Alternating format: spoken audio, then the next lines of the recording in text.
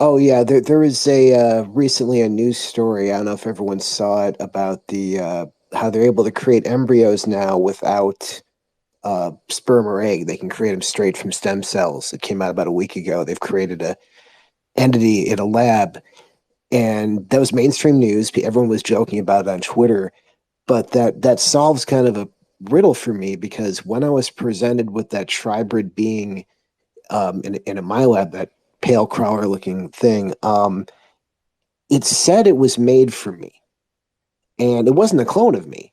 I didn't really understand, like, what does that mean? Like, were we, was this my long lost half alien sibling? But it didn't make sense because I'm 46 and like this thing was definitely younger than me. But it didn't really give the impression that it was a hybrid offspring of me either. But this opens up the third category where in mainstream science they're just taking stem cells and just making embryos out of them and just making new life. So that would kind of explain at least that process where I knew the thing wasn't a long lost sibling, but it also wasn't a hybrid kid of me, but somehow it's got some of my DNA in it. And it didn't have a lot of respect for me. Like I said, the first time I was here, it was just shocked that I don't read the Atlantic magazine like it does. Which again tells me its handler is probably, or its trainer is probably CIA because the Atlantic magazine, as it's come out recently, is basically a CIA front for just telling you what countries they want to invade and what they want to do with the economy. And um, but that's yeah, I don't know if anyone saw that mainstream story, but I could say as far as like I don't personally remember anything being in any programs in my youth at all, like from the military or from. But what I did have from a very young age was a premonition that someday I was going to have issues with finding out that I have like siblings I don't know about, and I'm going to have a problem with them. And I'm like, well, what does that mean? Like, why am I having this as a real young kid? So I've got siblings I don't know about. I'm going to meet them someday, and me and them aren't going to get along very well. We're not going to be like mortal enemies, but there's definitely going to be some animosity. And after I met that crawler being as an adult in the lab, I'm like, oh, that's what that premonition was about. Finding out that man. So but anyways, yeah, I just needed to throw that in because it was in the news. I did mean to bring it up at some point. Yeah, thank you, Panama. Go ahead, Silly B. Hi, everybody. To answer or expand on the gentleman's last statement about the Atlantic magazine being CIA run, pretty much, I don't know, I would say 95% or more of all media that you have seen since the 60s, 50s, maybe even earlier is CIA run through Project Mockingbird. And now, since they can't have quite a control or a hand on what to distort what people are seeing in the regular media, the Department of Defense just announced last week that they now have real-time capability to uh, push disinfo, distruth. What would it be called? Fake news, basically. They have AI programs that's scanning everything now. So, like, if somebody's talking, like last night on Ground Zero with Clyde Lewis, there was a guy that was an actual gene editor, gene scientist. One of the most interesting things I've heard on talk radio forever, right in the middle, cut off. Never was able to call back again. But for the gene editing for babies, they've been able to do that for quite a while. They've been able to freeze the embryos since at least the 70s. And whether or not you want to take this woman's, I mean, you got to take people's testimonies by faith. There's a good YouTube channel. If you just search CRISPR, CRISPR, baby tells all.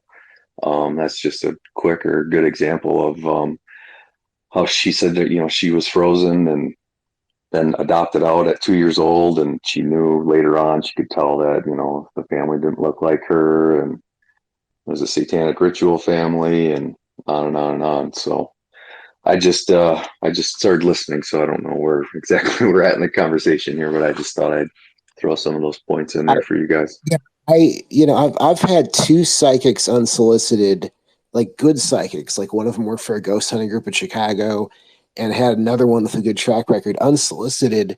unsolicited. I didn't even ask them. Just come up to me and tell me, you know, I've got to tell you, you were edited, when you were in the uterus, basically, you were gene edited. So in addition to coming from, I've got abductees in the family and I'm descended from them, but also I was messed with or edited when I was still an embryo. And it's to have two psychics tell me that out of the blue when I didn't ask them. I wasn't even, they just come up to me like, hey, you were edited in the womb. Like, okay, well, okay, maybe, probably. Do you have what like not to get like comic book, but what superpowers? Like, are you really psychic? Are you strong? Well, Like yeah, super word? yeah. I mean, in terms of my psychic ability, but yeah, Because they do it for a reason. Usually, they don't usually like to take time on somebody and just maybe. I mean, maybe they yeah, let them well, go out in the yeah, wild and keep tabs. But yeah, I was slated for the whole psychic, like reptilian psychic program or sorcerer, sorceress. They have their own subset of reptilians that are specialized, like remote viewers and psychics, and they wanted me sort of in that program because that's, I guess, my best ability. But also, they have me in this other program helping reptilians learn crowd control in a joint program with their own military. But they also you're want me act to do a psychic you're thing. So actively working.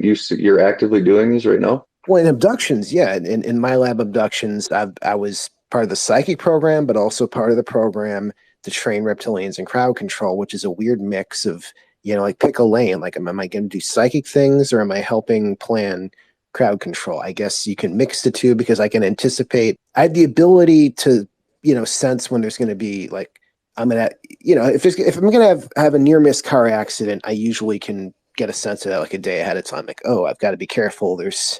I'm almost going to get hit by a car tomorrow. So I do have kind of, not that I can dodge everything, but I do have a ability to sense a lot of things. Not So everything, but so for yeah, it's really tough when you open up yourself. You don't want to go out of the house. Um, so do they use like hologram technology or like CIA face mask technology to cloak themselves? oh man, I personally have only run into like one reptilian shapeshifter. All my experience of reptilians have been full blood reptilians. They didn't use holograms around me. They didn't make themselves look human because at like a deep level, it doesn't bother me at all. Like a 7 foot, 8 foot reptilian can stand in front of me, and it's as scary as like walking by a wood chipper or walking by like a live electric wire. But there isn't like a deep. I don't have a primal fear. I mean, maybe because I have a lot of reptilian in me. I don't know, but they didn't have to do that around me. But so as far as the technology or is it the power of suggestion telepathically or hologram? I think different alien groups use different combinations of technology. I think some of them do have holographic technology. I mean, there's that case at like a MUFON meeting where a family of mantids were there and they were using some kind of hologram to look human. I've seen that case repeated a few times, but in that case, it was holographic. But in other cases, it could be telepathic. In other cases, some kind of weird dimensional thing. So I the answer is I don't have an answer on that. I don't have a lot of experience on that. Do you That's do you have an answer for the big question? What do they want? What do they just want to control us? They just what is it? Spiritual well, war? yeah. Well, like other people have said tonight. I mean, they've been here a long time. They've been interacting a long time. And another thing I did want to interject. Um, there's this alien abductee named Ken Bakeman. People may have seen his art online. I'm sure you've seen his art at some point. It's been over the net for like 10 years and his stories. And but I believe Ken Bakeman because he had reptilian experiences with details, very similar to my own. But getting to the point when you talk about what do they want here, he once met this very powerful draconian who lives in Northern California.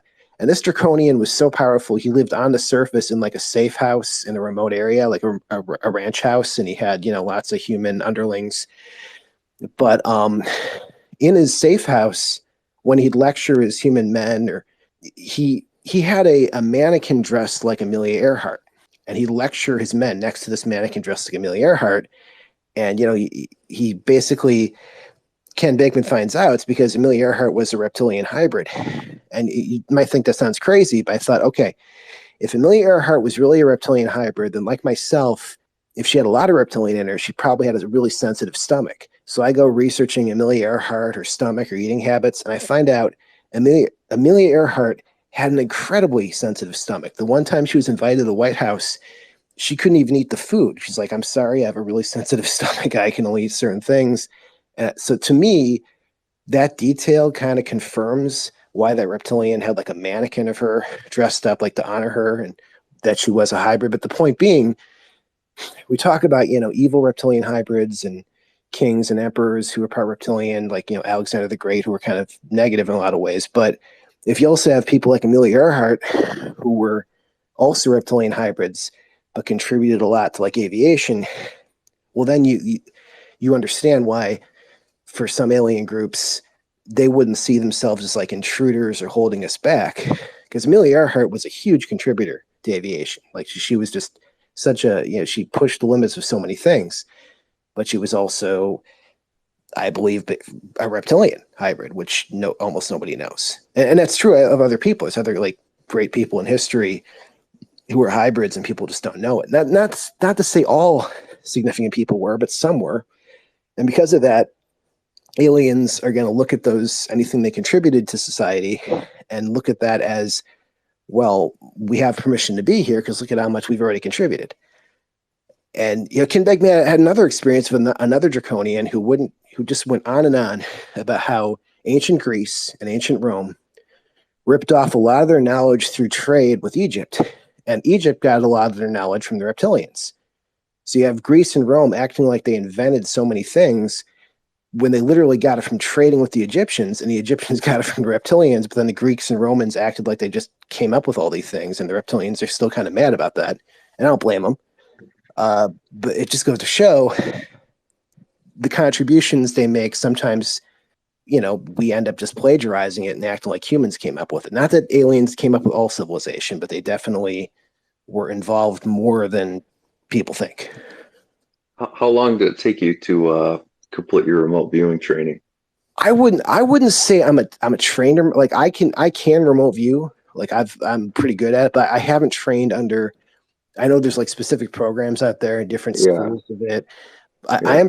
I'm pretty good at it, but remote viewing is not easy. I can't just snap my fingers and just go somewhere, but I can get things if I think most people can. Your remote viewing is just a matter of focus and time and investing time and practice. Um, so I haven't done like a specific training regimen under any specific person. It's just more of a natural, focusing. Before remote viewing was called remote viewing, people were doing that. I mean, so I don't think there's a secret training regimen that can just make it a lot easier for anybody. I think it's more of a, it's like martial arts. There's no magic martial art that's better than the next martial art. It's a matter of how much do you practice at. No, as a matter of fact, that's exactly what Lynn Buchanan said in the interview I listened to last night. Was it is a martial? It's just like a martial art training for Yeah, I martial mean, art. there's no better martial art. It's like, it's how much time you spend on it. They're all equally pretty good. It's just, they're all paths to the same thing if you practice. One of the most and remote viewing is really interesting to get into because I'm naturally psychic too. Remote viewing is way more difficult, but I always hear the stories. I've heard stories from a couple different people. My labs, have you've heard of Sarah Adams and Max Spears before? Yeah, I've heard. Yeah, Yeah, I I mean, remember Sarah Adams has had a story before where she was like remote viewing the moon or Mars, and there'll be astral agents, and I can't remember the guy's name. His name was like Todd Aramesis or something last night, and he said he was remote. He started doing it on his own. He remote viewed. Well, I think it was Mars he was at. He met somebody, and this guy takes tours around. Where would it be? New York, I think. Yeah, New York, and he does like a randonaut thing where he leads groups and they roll dice. He's got a set of red dice. He rolls dice, and they just follow synchronicities. Well, you met this guy in the astral plane, and the guy's like, "Oh, you like what you're seeing?" And he said he threw these pair of red dice down, and then he woke up or something, and the guy went home. The speaker that was speaking about it went home, and there was a package on his doorstep, and he opened the package up, and it was a pair of red dice, like the same day. So I've heard a lot of like warnings, like it's heavily guarded for unless you're in the military or you're in those programs. They really do not want people to see or try to view or go out on their own. Well, It's kind of guarded. well, yeah. I mean, it's like tuning into a broken radio. Even the best remote viewers, you're not going to be 100% correct. You're going to be 70% correct, and your own biases are going to bleed into it. For example, when the Mothman thing first started in Chicago, really big a few years ago, I tried to remote view. Okay, is a disaster going to happen in Chicago? Because usually Mothmen were tied to warning about disasters, and I saw a mass contamination event, and I was talking about, okay, I'm remote viewing. I see some kind of mass contamination event. I see you're not going to be allowed to go downtown. But here's where my own bias screwed me up. I thought, okay, that must mean a dirty bomb or a tsunami. It turned out to be a virus. So I was right about there being a mass contamination event and you won't be allowed to go downtown for a while. But my own bias and my own, knowledge, I'm like, okay, so it's going to be a dirty bomb or a tsunami. No, it was a virus. So that's an example of, yeah, remote viewing can get you like 70% of the way there, but the other 30% that's your own bias can throw you off a little, even if you're in the right direction. I mean, one of the best things I did though with remote viewing the Mothman phenomenon here was I really focused and I got this weird obscure movie that I'd seen, this sci-fi movie called Dead End Drive-In, which is about it's this dystopian movie in the future, and they're putting youth in these camps out of drive-ins. And then it turns out when the Mothman later on were actually contacting researchers here, Lon Strickler's team, it turns out all the Mothman beings visiting are young, and they are kind of oppressed because they have a society where they live for thousands of years. So the younger Mothman beings have like no power at all, and they kind of just come to this dimension to get away from that. And that's exactly like almost the plot of Dead End Drive-In, even though it's the same plot of, youth, the oppression of youth. So, but again, remote viewing, getting to the point, it doesn't give you an HD perfect picture of what you're seeing. You're seeing a general idea. And if you're good at it, you'll be right 70% of the time. The problem is when people, and I've seen, some remote viewers try to, like with that crypto viewing guy, who was online, he was absolutely convinced, Donald Trump's going to get back in. Absolutely convinced. Now, I think he's right most of the time, but you have to be careful with your own bias because sometimes you're seeing alternate timelines that could happen but don't happen. So that's another problem. Sometimes when you remote view something and you see it very vividly, your own bias is showing you an alternate timeline that could happen but isn't guaranteed to happen. So that's just my whole point on remote viewing. Yeah, you can get to like 70%, but never expect to be 100% right. To just pivot the conversation back to Fringe, I think the host was talking about how they're able, was that you that was saying they're able to follow people who have had contact and like keep tabs on them? No, actually, I think that was Bridget, but I did have a question for you, Sure. Sylvie, since you were talking about technology. So I've been trying to figure out from my own reptilian experiences. I heard you talk to Panama about are they using the mask technology or AI? So mine start out looking human, but all I have to do is look at them very closely, and their whole face it almost pixelates, but that's not really a good term.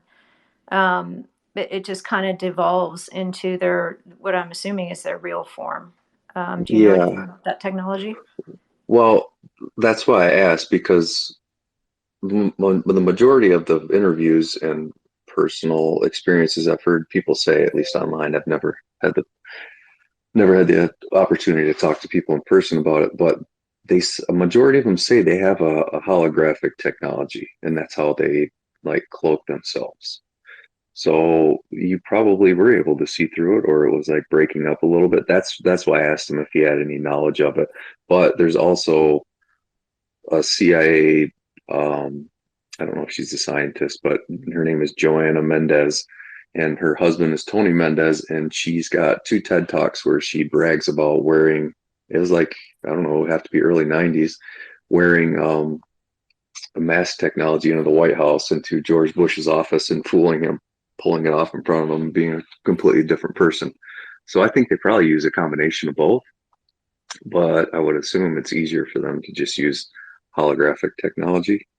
And by the way, technology has progressed now. I mean, who knows what they can do. They could just, unless you touch their face, or you could have been like seeing it at an angle, like where the light was like showing through it, or just even just your own third eye was like breaking through it too, though. But that's really interesting. Yeah, that's what a lot of people say too, is it'll, like, the hologram will mess up, or that's how they're able to kind of tell. Or sometimes they even just straight up tell them. They like they scare them, and they say, they drop the hologram and show them who they are to freak them out. Yeah, it's interesting because I've been figuring out for a while it's not that they're shape shifting. It just seems like they're just I don't know if they're projecting that to me, or like you said, maybe it's a hologram technology or something I just I don't think it's quite understand. probably, I think it's, I don't know. I honestly, from what I hear, the majority of the experiences are holographic technology. And Kathy O'Brien said the same thing. She's one of the first people I ever heard talk about it. Was that I think she was saying Dick Cheney used it. I think she was saying George Bush used it too, also. But she said she witnessed it in the White House way back in the '80s, also. Yeah, that wouldn't surprise me. Very interesting. Thank you. Go ahead, estimate establishment. Yeah, I wanted to ask about the Amelia Earhart. Hey, Panama, could you just name real quickly all the reasons, kind of rapid fire, of why Amelia Earhart you think is a reptilian? I'm just kind of curious. Well, a hybrid. Well, because Ken Bakeman, he had a lot of his experiences online. I've read most of them, and there's details in there that match my own reptilian experiences that are very specific, which tells me they're real, just about equipment, about behavior that he couldn't have gotten from a TV show or a movie or from a book. It's just very private stuff. And this one experience he had of this reptilian had a menagerie of other hybrids, other mannequins dressed up as great hybrids from history. But the one he noticed was actually, Amelia, because she had the flight goggles and everything, and a little sign that said Amelia Earhart. And this draconian in his safe house in Northern California with all his henchmen. An interesting thing, too, about this draconian, just to show you how smart they can be, he had like a gym and showers set up in his mansion for his henchmen, which is something you don't even see like in movies and TV shows. You always see like, the villain with all the henchmen. It's like, okay, well, where do they all shower and work out? So he was smart, but his main lecture room where he'd lecture his men or go over plans, he'd do it next to that mannequin, which makes sense because a lot of draconians have long lifespans. And you got to think he probably knew Amelia, and maybe, he was related to her. But that just shows you how prominent she was to this draconian, that he would lecture his men next to a mannequin of her. But there was other great hybrids too, which he didn't name. He just noticed her. He's like, what? Why the hell is this draconian, has this mannequin of Amelia Earhart, and when he lectures his men, he stands next to her like she's endorsing him or something. So that's why, basically. Just, I know it's one source, but Ken Bakeman to me is a very reliable source. And also going into details, seeing how she had a really crazy, weird, sensitive stomach, which is a sign of hybrids. So that's the two reasons why. The fact that she had that, and also I trust Ken Bakeman a lot. He's dead now, unfortunately. Died a few years ago. You still find a lot of his stuff online. He had a rough time. Okay, yeah. The reason I'm curious is, I still think potentially MH370 was, abducted, and if she was also abducted in midair, is there some linkage there? Oh yeah, I think they might have taken her back or something, or taken her off world. I strongly think that it's because it's always the mystery of where did she, because she was such an experienced pilot. She was so good at what she did. And later it came out, I don't know if you've seen this, but it came out that our military was using her to take photos of Japanese military positions. She was for the CIA or the OSS back then. She was with a camera while she was doing her flights, doing secret work for our government, secret surveillance work. Now people are saying, oh, that can't be true, but it would explain again why this reptilian, who had the other people in his sort of like statue menagerie around his mansion, were all great warriors. And then you just have like Amelia Earhart, and it's like, okay, warrior, great warrior from history, and then Amelia Earhart. Well, it would also make sense if she was doing what that rumor is, that she was, taking those surveillance photos, which makes her even more amazing. I mean, she's breaking all these aviation records, expanding aviation, and then secretly taking pictures of military positions, and then she just disappears, which is a little suspicious. But yeah, I think it's very possible she was taken off-world or taken underground because she was a valuable. Yeah, and I could see her personality agreeing to that too. Like, I can't imagine Amelia Earhart turning down being, taken, off-world or something. And it's funny too, because my grandmother, well, she was an abductee, and she didn't, right before she died, she started talking about it. And she talked about how she was trained on flight simulators by Greys. But in my case, all my abductions have been reptilian, even though I found out I've got gray in me during a mile, when I was interrogated during a MILAB. But getting back to the point, yeah, so I'm a bit tired because I worked 2 people's shifts the last 2 days who were supposed to work their own shifts on my off when I'm supposed to be sleeping. But so if I seem a little sloopy, that's why. I hope that answered your question.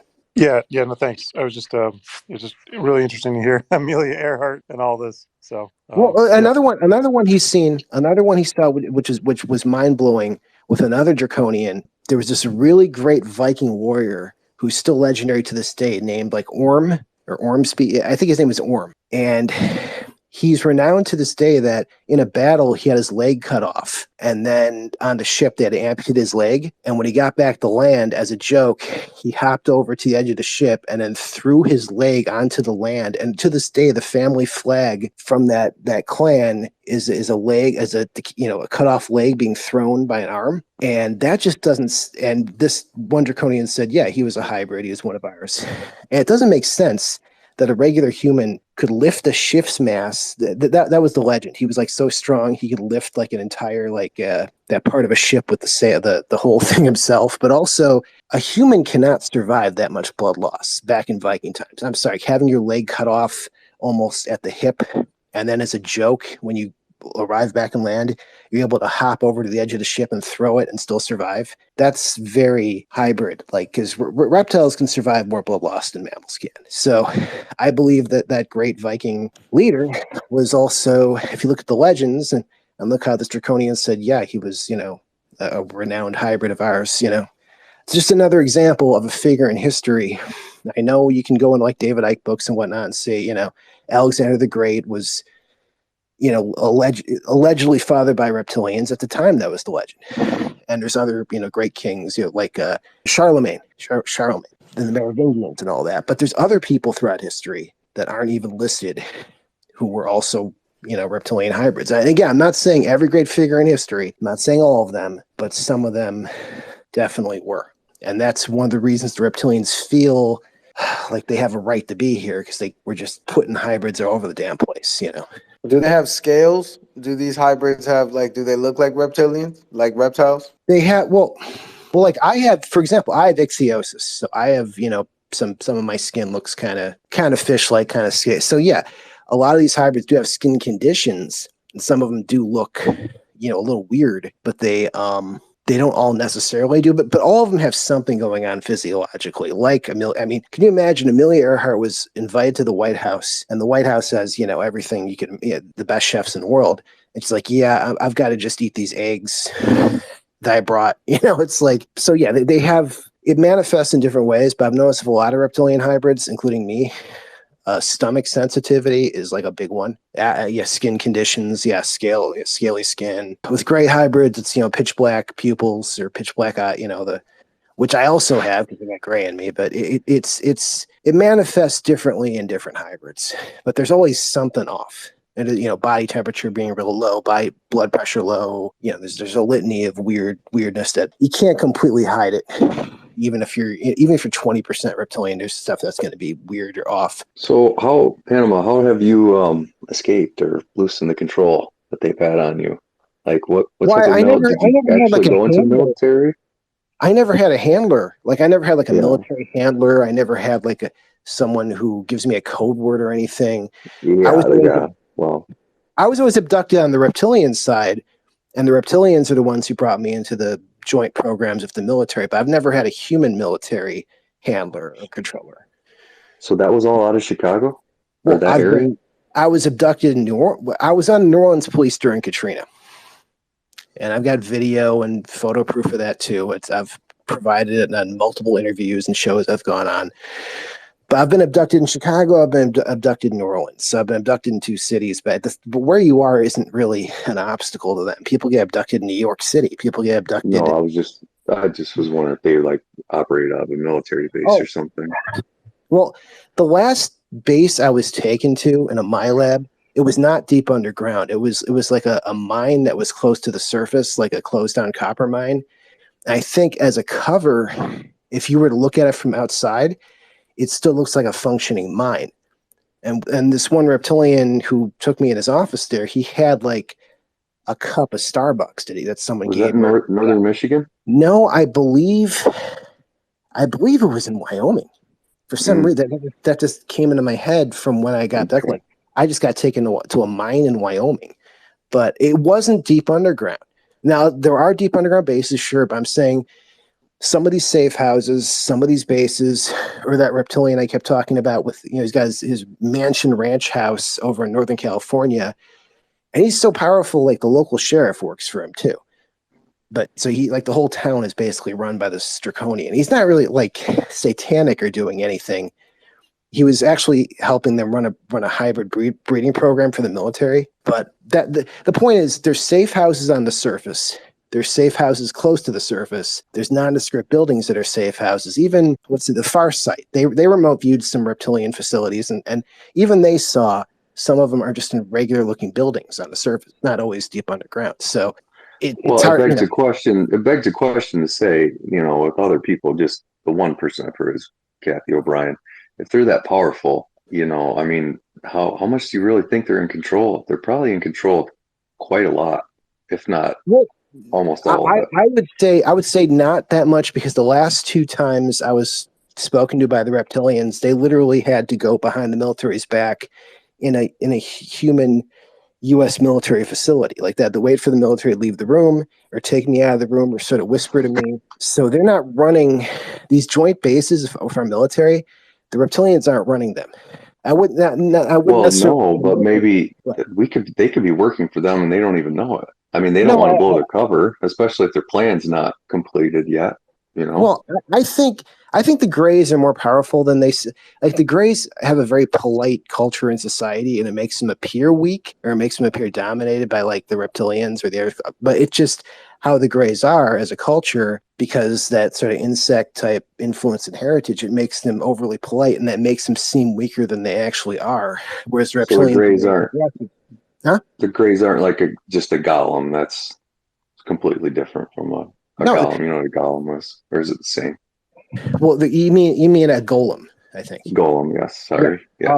Yes. No, they're more powerful than they seem. It's just their politeness kind of hides how powerful they are. Whereas the reptilians, if you have a reptilian and a Grey in a room, the reptilian will be much more assertive, and that gives the people the impression that the reptilian is always the one in charge. But it's just their personalities. And one thing we've seen of reptilians, when they work with like the U.S. military, is reptilians have a problem with exaggerating their rank. And even Ken ran into that, where there's this Black Ops military unit, as one female reptilian working there. She comes up to him and says, "Yeah, this is my unit. I run everything." And he finds out later she doesn't run anything. So it's wasn't that Ted? Was it Ted Gunderson that talked about the shootout that they had? Do you remember that story? They had a shootout. What, you mean the Dulce shootout or something? That was that was that guy who I forgot his name who died, but yeah, Bill Snyder. Bill Schneider, yeah, that was a totally different guy. Okay. Totally different guy. But the point is, the reptilians, they'll sometimes exaggerate their rank. Like they'll call themselves colonel or a colonel, and you find out later, you'll find out that, well, they're a colonel in their home planet, or they're a colonel in their own military, but while they're working for us, they're not. So they kind of, it's just.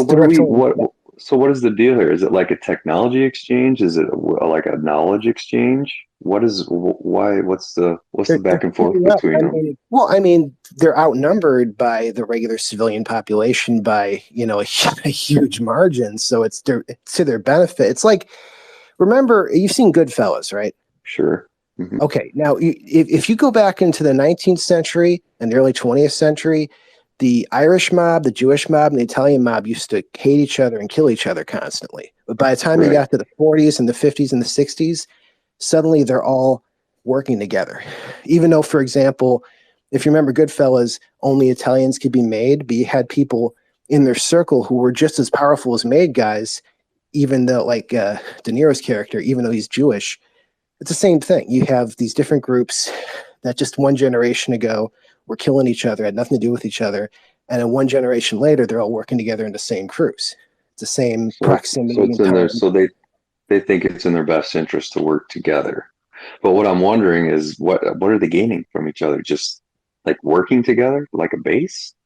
Well, I'm there's a just lot of trying. other unaffiliated species out there who they can kind of bully and keep away. You know, smaller species that aren't the Greys or the Reptilians or the Manids.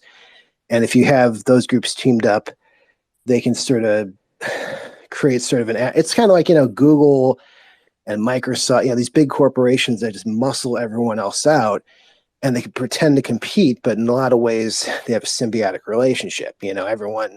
Everyone with a Microsoft computer uses Google on it. Everyone with Apple still uses Facebook.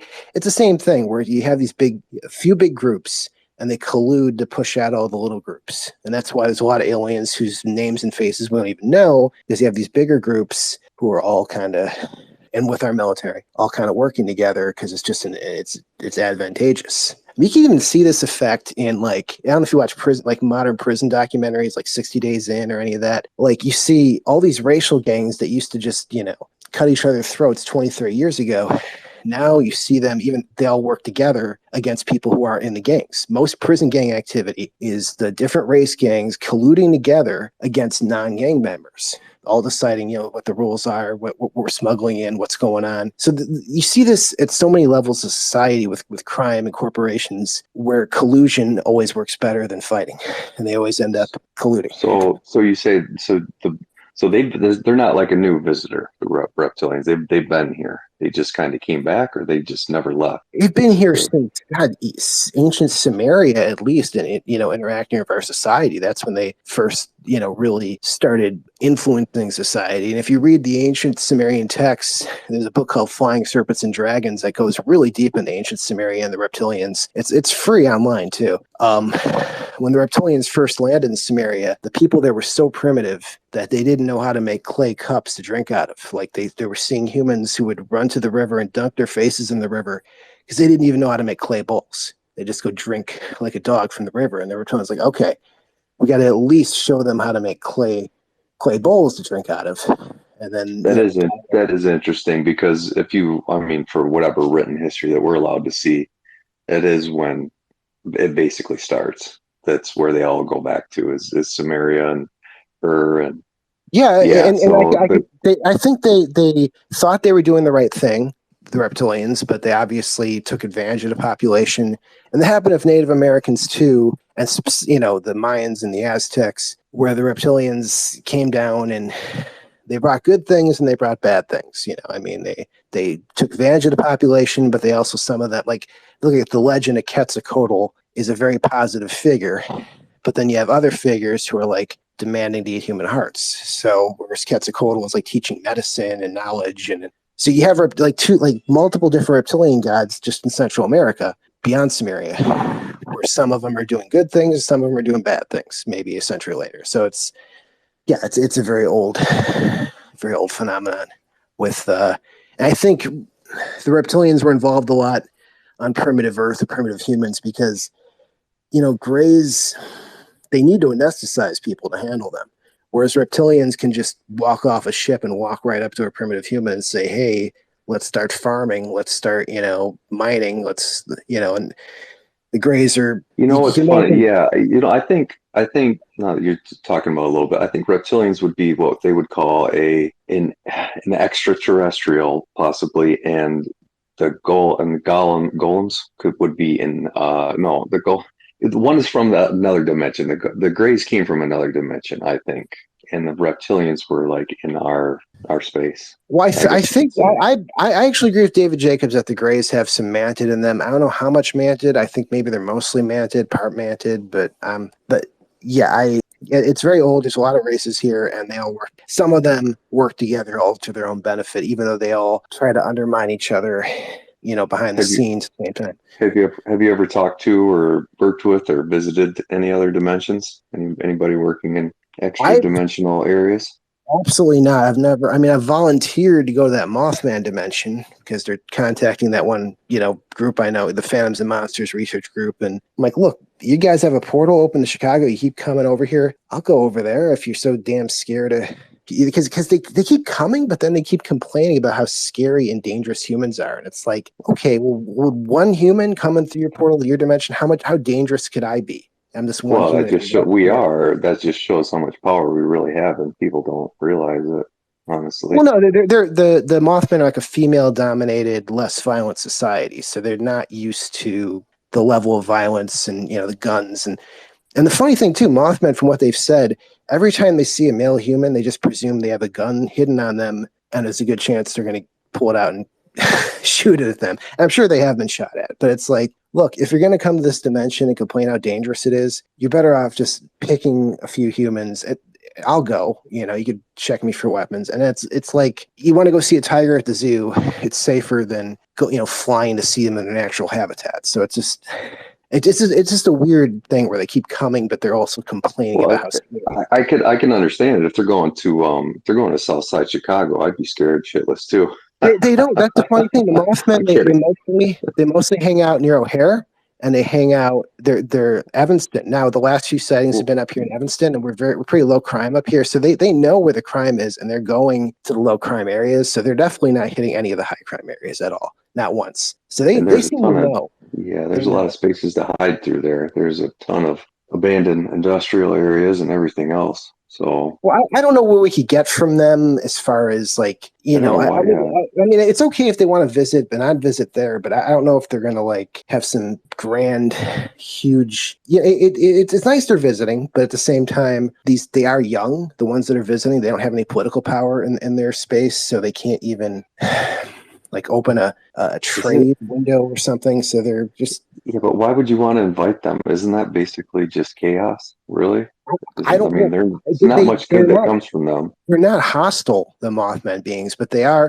The problem with the Mothman is they want to just come and observe people, but in doing that, they're freaking people out just by they're trying. Yeah. They're not trying to freak people out, but they are without realizing it because it is kind of creepy to just go to another dimension, stare at people, and go back home, and that's a little disruptive. Do you It's a think little that's the disruptive. black-eyed children? The black-eyed children are part of the Mothman? Oh no, I think black-eyed children are mostly gray hybrids in training, and they psychically train them to go to people's houses and cars, and use their influence to you let them in. And if you let a black-eyed kid in your house, the grays often come and abduct you just to see. I don't know why they were able to mentally overwhelm you, but the reason you don't see the black-eyed adults is because by the time the black-eyed kids grow up, they're so psychically powerful they don't need the practice anymore. So they don't need to knock on doors and try and influence you. At that point, they've graduated. So that's why it's a black-eyed kid phenomenon. And there's black-eyed adults, but it's mostly they graduate basically. At that point, they're so good you won't even know that they're mind wiping you. Which So what group do they belong? What group would you put them in? Or there's area? gray hybrids in training. Oh, great. Sorry. Yeah, the black-eyed kids, they go knock on people's doors, try and get you to let them in. If you let them in, you get abducted by the Greys, and they see why those kids were able to mentally influence you. And they're not that, to me, they're not that dangerous. But that's just because I've had so many reptilian experiences, and then experiences with the gray reptilian, the tribrids, which are a mix of gray and reptilian and human, and those guys are smart and dangerous. But the gray hybrids, I mean, your average gray hybrid physically, and even admit this, couldn't win a fight of an average human. Like they're not built for it. So they're psychically powerful, but they're also a little physically weaker. So they're not. And the reptilians are hermaphroditic, correct? They're male and female, or is that not correct? I think The I've heard ones that I've quite run a bit. into have all been binary gendered. Like now, some of them I know Ken Bakeman ran into one who was very, very gay, and he had a bunch of henchmen who were also. It was, but all the humans he had working for him were also, gay. So it was almost like a little gay mafia type thing. But I don't think I've heard of the hermaphrodism with reptilians, but the ones I've run into personally have been male or female. The ones I've run So into. they, It doesn't mean there aren't. so There could be ones that are in between. There could be just as high a percentage of LGBTQ. I don't know, but well, my Ken did. question was the reason for that question was is that's why they want to hybridize because they can't reproduce here on Earth, or they want to look more like us, or what's Reptilians the deal there? have no problem. Reptilians have no problem reproducing. They can reproduce naturally. They can make themselves. So yeah, they don't have a problem So there. what? So they're messing with our DNA to make us like more peaceful. I mean, Well, what's the deal with that? gray hybrids are a little less aggressive, yeah, but reptilian hybrids are more aggressive than the average person. So I guess it kind of balances out. I mean, Well, I mean, I'm wondering why they edit us or hybridize with us, just because it's easier for them to live here, or it's to have influence in the society and also to try yeah. and progress things along. But it's sometimes like our own military has a hybrid program where they're creating these chimera beings, the pale crawler looking things that are part reptilian, part gray, part human. But they're creating it to offset the grays and the reptilians. So also sometimes you've got reptilian and gray programs they're meant to offset the hybrid programs of other aliens. So it's not always just about influencing us. Sometimes it's like the nuclear arms race on Earth, where it's like, well, if you have one, I have to have one. Oh, now you've got 10, now I've got to have 10. So it's a lot of these alien groups spend as much time maneuvering against other species as they do us. I don't know. I'm dominating the chat here, but I could ask you a million questions all night, so Oh, I'll let yeah, somebody else I talk. need to keep going on here. Yeah, it's if someone else wants to jump in here and just So how do you know all this, by the way? based on personal abductions I've had, like actual like waking abductions of physical effects from them. Like I've talked about before, having my color vision. I was born colorblind, and I had that cured after age 40 and during a MyLab accidentally when they were putting reptilian DNA in my eyes as part of this project that they were doing with other human special forces, and they did it to me. It did boost my night vision, but it also fixed my color blindness, which again has no rational explanation. You cannot fix. There's no pill or procedure or vitamin that fixes color blindness. Or you can't just bump your head either. It's a physiological. You either have the rods and cones in there, or you don't in the eyes. So it's a good example of. It's not just me. There's been plenty of other abductees who've had kidneys disappear, reappear, all sorts of crazy physical effects. That's one good thing MUFON does, is they document crazy physical effects. But Does your everything eyes does your but eyes ever slit? I haven't had anyone tell me that they slit, but I don't. They could have, but I haven't gotten a. I have not personally gotten a report of that. Now I've got a lot of gray in me, so maybe that balances it out, so they can't slit. They're pitch black, but so I don't know. Maybe that. Maybe that. But how about your I don't know if you can get a DNA reading, but have you ever done the 23andMe or seen actually what your DNA strands look like? The problem with those 23andMe is that it's not a complete DNA scan. Like a lot of it, they call it junk DNA, whereas that's where a lot of the hybrid DNA is. And that's DNA that our military has a full mapping of. But when you take one of these commercial genetic tests, they just give you a narrow spectrum and they leave out the quote unquote junk DNA where the actual hybrid DNA is. So that's why those tests are kind of, they're kind of a lie basically, because we do have those unmapped genes known. We're just pretending we don't know what they are. So you think overall reptilians are probably more psychic on average, or easily accessible to the psychic dimensions in a human? Well, grays are more psychic than humans. Reptilians are. I think it's because of probably like years of selective breeding. Like I bet if we took humans right now and selectively bred them for the next 500 years, and we only selectively bred people who were a little more psychic, we would be just as on average psychic as a reptilian or a gray. So I think at some point in their society they started selectively breeding psychics, or maybe using DNA alteration. But yeah, they're both more psychically powerful than the average human. Not all Can you humans. talk? Can you talk to them telepathically? The time I've had telepathic communication, but I've also had just regular verbal communication with them too. So I've had both. Have you heard But I them can't. talk like it? Have you heard them talk in their native tongue, like a native language? Only when I've been on some radio shows where they've barged in, like during Skype conversations, and started growling and Yeah. hissing. Okay, I'm getting the chills. Yeah, I think I've had a. I think I had a late night phone call from one time. Yeah, it's But was it like just going off like just sort of like rar, rar, like, yeah, yeah, okay. yeah. I'm getting chills, so I think that's probably yeah. Okay, yeah, because that happened. I was talking to another abductee. She had a website, a reptilian abductee called the Orion Mind Project. And the day after I talked to her, the next day she's lying in bed and her phone is a flip phone. It's closed next to her bed, and all this growling comes out of her phone, even though it's closed. And Well, like, I actually I answered it one night.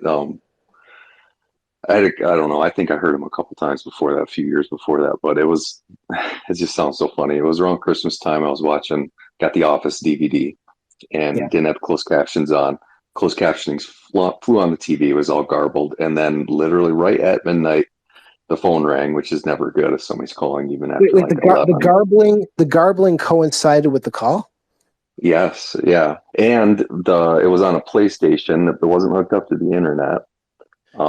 So it just flipped on, and then it was right at midnight. I had an old clock, and it was hardwired into the house, and the clock you could hear like literally like it was one of the only times I've ever heard like I mean I've had a couple hallucinations, but the chime of the clock went like boo, like you could feel or hear the time like distort, and then I hurried up and answered it before my mom did, and of course she answered anyway out of her sleep, and it was something that just screamed. It was like screaming, growling, like obscenities. It wasn't human. It wasn't a human language. But And I there was just some English. There was some English in there. there was a little bit of English, yeah, but I mean, it was I always attributed to like it was like demonic, maybe possibly too, but I don't really know. I Well, I mean, mean, it's happened to me. It's happened to a lot of reptilian abductees, especially on Skype.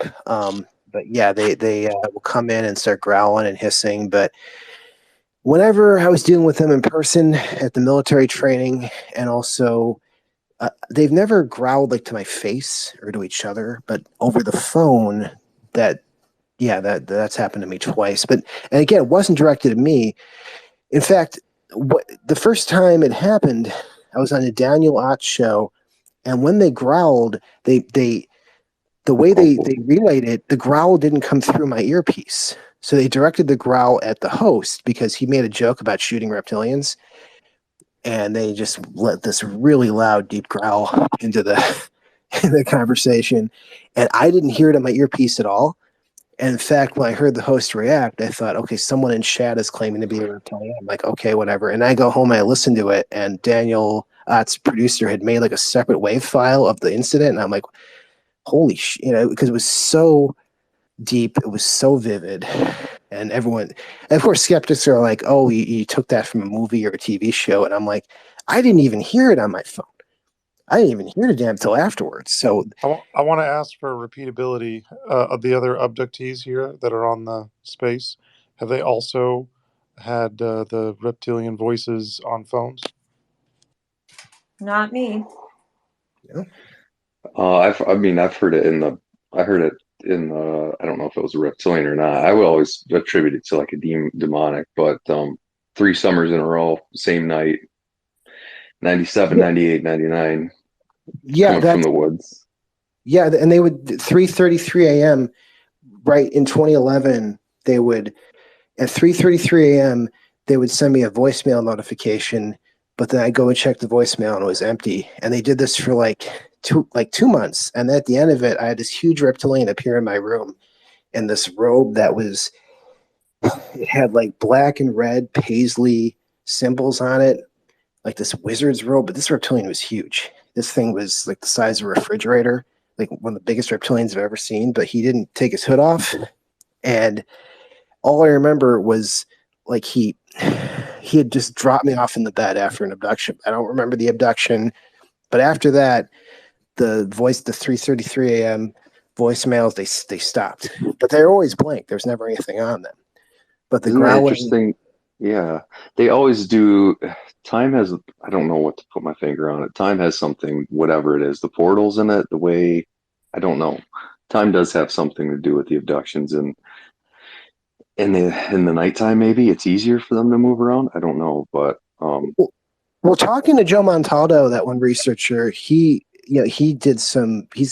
got other experiences he's dealt with, and he was saying that was usually coincident of hybrid activity. And what I got from my own psychic sense was I was being harassed by like Illuminati level hybrids at the time who were trying to harass me into joining them, I guess. And this big, powerful reptilian showed up and basically told them to knock it off, because I was part of their psychic program and I don't have to join the Illuminati if I don't want to. So it was basically one reptilian group was harassing me into trying to eventually they're going to show up and intimidate me into joining them. And the other reptilian, the full blood draconians, who are more on the psychic sort of sorcery side, were like, no, he's part of our program and, got this crap out.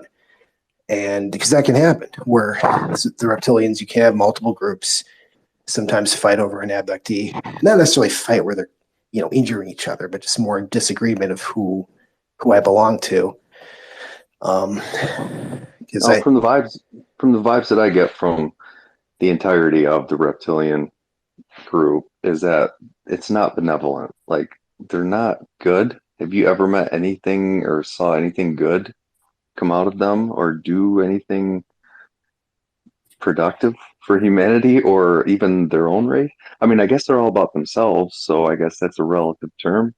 Well, I But mean, going back to Amelia Earhart, like, she contributed a whole hell of a lot to society. And that one draconian who lectured Ken Bakeman about how, humanity got so much out of Egypt, but then Greece and Rome through trade just copied them and pretended they invented all those contributions.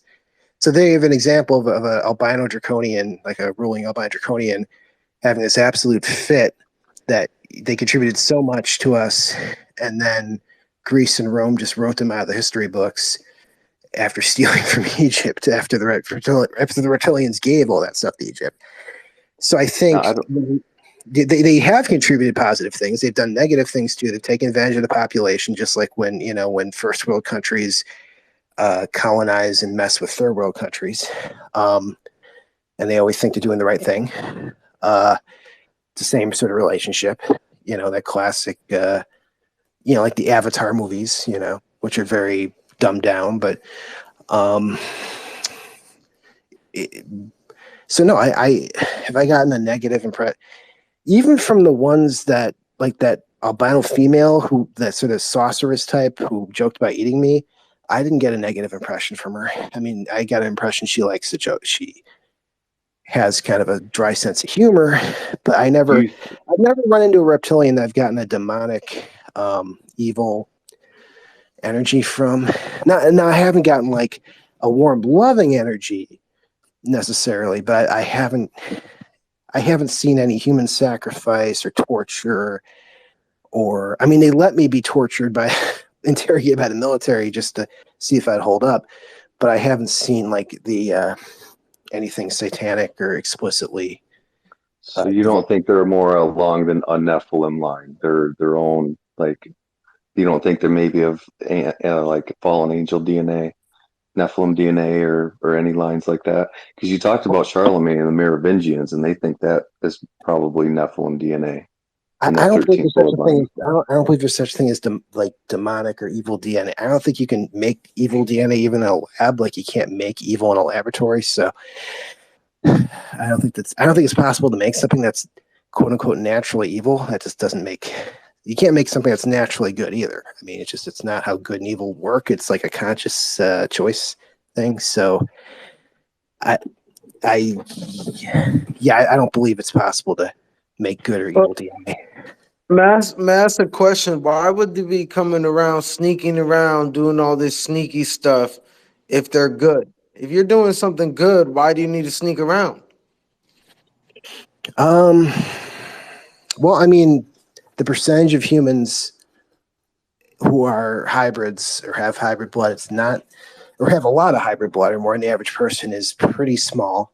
So I'd say from their perspective, they look at it as they have a small number of hybrids that are the Greys and the Reptilians have a small number of project hybrids they're interested in, and they're trying to maintain them as a way to offset the other groups, and they think it's a positive influence on humanity. So I, I mean, our government's constantly doing even non-alien things. We're constantly doing things, weird things under the table around the world.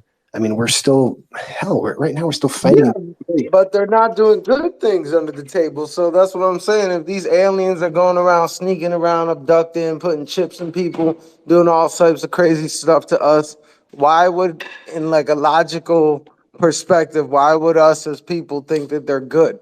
That doesn't make any Well, sense. It's like, there's also a lot of healings that aliens have done too, Greys and reptilians. Like even sometimes gray hybrids who've been abducted. I mean, great, just non-high, like one-time abductees. Like people are driving on a dark highway, they have a one-time abduction of some grays who happen to be in the area, and the grays fix some health problem they've had for years. That's happened actually many times. With there's a YouTube channel that 10 times aliens healed kidney problem, 10 times aliens healed this other type of problem, and it's usually grays, but that's an example of the Greys will just randomly during an abduction find a health problem in someone. If they have time, they'll fix it. They can't fix huge things, but they can fix moderate things often. And in my case, I mean, well, I didn't really need color. I didn't need my color blindness healed, but so I've had my health. I improved a little bit, I think, but I'm just saying. I'm not trying to advocate, like, say what they're doing is right. I'm just saying there's a mix of positive effects and negative effects, definitely throughout history and even in the modern world. And Yeah, you say you are psychic. Has there been any other people you've been around that you can validate that with? Done any like normal just tests with your ability? well, yeah, because for example, my neighbor, I warned them a week ahead of time about a fire that they were going to have in their attic. That happened like a year ago. Just little things like that. I'm able sometimes to pick up on things that there's no way I should be able to know them, and I'm able to warn people. But again, I miss. There's things I miss, but it's I haven't participated in like a timed challenge or find like a treasure chest or something, because again, when psychic and remote viewing ability, there's gonna be it's like tuning into a staticky broken TV. You're gonna get things, and then other things your own bias could throw you off slightly, or you might see an alternate timeline that almost came true but didn't. And you see this with psychics all the time, by the way. Really prominent psychics, remote viewers, sometimes they'll have just a complete flop. Like they'll have like 4 good predictions and have one that's just totally wrong. You're like, well, how did they get it wrong? They got it wrong because they saw an alternate timeline, and sometimes that alternate timeline got shifted off the main timeline because someone else had a psychic dream and changed their own behavior. So that's why you got to be careful with even quote unquote good psychics and quote unquote good remote viewers, like some of them on YouTube, because you're gonna see some things that are gonna end up being almost happened but didn't. I mean, look at how many remote viewers and psychics and prophets were like 100% convinced that Trump was going to win and stay in 2020. You know, there's so many. And there's an alternate timeline where it happened, and their own bias made them focus too much on the alternate timeline. And that's where you got to be careful with you've got to let go of your bias. And everyone has bias. I have bias. But, God, man, this is these conversations don't usually go this late. Sorry. I'm sorry. Yeah, we're letting you guys go. I mean, you guys, it's very interesting conversation. So I was like listening in. I will say from my point of view, however, since it's my space and probably everyone in this room, well, no, there's some people in here who don't know my position. The aliens are anti-human. That's the bottom line. Now, we do have some positive forces out there, but they don't rip us out of our beds at night. So if we have an alien abducting someone from their bed, they are hostile to humans. They're not doing it for us. They're doing it for themselves. That's the bottom line. That's my personal opinion. Bridget, are you still awake? Did you fall asleep? Because I know you have work tomorrow. No, I'm hanging in there, but yeah, I got to get up in like 4 hours, so I am going to have to get off here soon. I mean, you guys are welcome to carry on, but I am getting tired. Oh, so yeah. I'm sorry. I'm sorry I went off. I went off that long, but no, Panama, don't apologize. If I wanted to, I would have interrupted you, but we can let Bridget, feel free to fall asleep if you want to. And if you guys want to keep going, you can. And if not, we will hang it up. I'm tired myself because, like I said, I got called into work 2 people's shifts when I was supposed to be sleeping the last 2 days. So I have like massive sleep deprivation right now. So it makes me a little loopy. And maybe that's affecting my own perception of time and making me go, talk too far. So, but I really appreciate you letting me talk. I'm keeping you awake. I'm sorry. That's just too interesting. I feel I believe you. I get a pretty good sense from people, and you're not doing it for money. I can tell you're sane. There's nothing about what you're saying. A lot of my questions come across as like, I guess with people, it seems like I'm attacking. It's just, that's not the way it is. I'm just asking to know. I'd like to hear about your reptilian, like you've had reptilian experiences though, right? Well, not face to face, more just alien. And I don't know. I'm Christian, so I always go to the demonic side of things most of the time. So I know it's tough to bridge that gap between people who aren't believers. And I was a non-believer at one time also, but I can say for a fact that after I became a Christian and pledged my faith to God and Jesus, everything quieted. I mean, it hasn't been obviously a smooth ride, but I don't get psychically attacked anymore. I don't get those phone calls at midnight. Here's an interesting thing. I've got to let you know that another person I know who's had a lot of Sasquatch encounters that I met at MUFON, and she has all this thermal camera evidence and whatnot. The Sasquatch has told her that if someone attacks you in a psychic realm, even if it's another human, like a human, sitting there meditating, attacking you in a psychic realm, and you call to God or angels, or they'll show up and cut that person off or knock them out of the psych, because any attacks in the psychic realm, so what I'm saying is, you could be remote viewed or remote attacked by something that is not demonic at all, but it's, some reptilian in a base or another human sitting in their house. And they weren't demonic, but since they were attacking you in the psychic and you prayed to God or brought in, angels, they can still intervene, because in that arena, all the laws, God can just intervene. So that doesn't mean it's demonic, though. It just means that a person was attacking you in the spirit. And even if there was no demons involved, you could still counter it. I don't think the 3 times, I don't know if they were reptilians. I don't know what it was. The 3 times, the 3 summers in a row, same day of the year, I'm pretty sure it wasn't a human in the woods screaming supernaturally loud. I think those are more, they could have been Native American spirits. Or demonic, or both.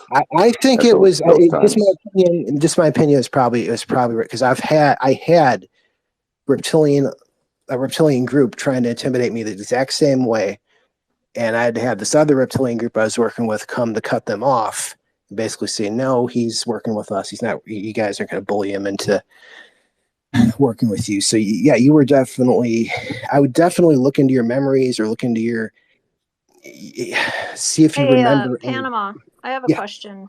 yeah, So I know you've seen the reptilians in the MyLabs. Are you seeing the reptilians outside of a MyLab abduction?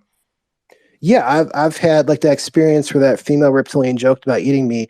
That was in a draconian underground. The walls were stone, the ceiling was stone. That was not on a military base. And I've had them in my bedroom, here and in New Orleans. So when the reptilians are in the military bases, though, and they do talk to me, they always do it behind the back. Like they'll be standing in the room with the military, but when they talk to me, they always pull me aside into a hallway or a little room and talk to me on their own. So they don't like stand side by side with the military when they do talk to me. So it is sort of a because I've always gotten the impression the military doesn't. I'm not part of the military project. Like the reptilians kind of dragged me into it, so I'm not. I don't belong to the it's like I'm a guest of the reptilians who's been brought into the program, but the military didn't want me there. Not that the military doesn't want me there. It just that was my angle in. So Is there any sensors, cameras, spectrograms that you could use that other people can like somewhat know what's going on with some of these situations where you live? aliens are really good at finding and scrambling and throwing. I've had abductions where I wake up and all my electronic devices in the house have been, all the clocks have been reset, half the power's That's out. that's So what I they're was going to walking up. tell you. That's what I keep wanting to. I leave that out. Is the one time I think I was abducted was I was in my truck alone, and like it was that night and just lost time, and then it felt like like I shot out of my body, shot back in, and then after that nothing ever worked in my truck again. The speedometer was frozen. It happened exactly at 300,000 miles in my truck. And the speedometer and everything, nothing at all worked in that truck ever again. The electronics completely shot, and that is absolutely common when that happens. Yeah, Yeah, I yeah. want to jump in here too. You know, people are always saying, "Well, couldn't you somehow get some sort of evidence or physical proof?" And unless you've experienced some of these things, it's hard to wrap your mind around this, but it's not like they come knocking on your door and let you grab your purse and your video camera on the way out. I mean, most times you're unconscious and you regain consciousness already under their control in another location. And even if you had access to electronics, as the gentleman was just saying, they have such mastery over that it scrambles everything anyway. So it is very difficult to obtain any sort of physical evidence. You don't know when these abductions are going to happen, and they have complete control over you and the environment.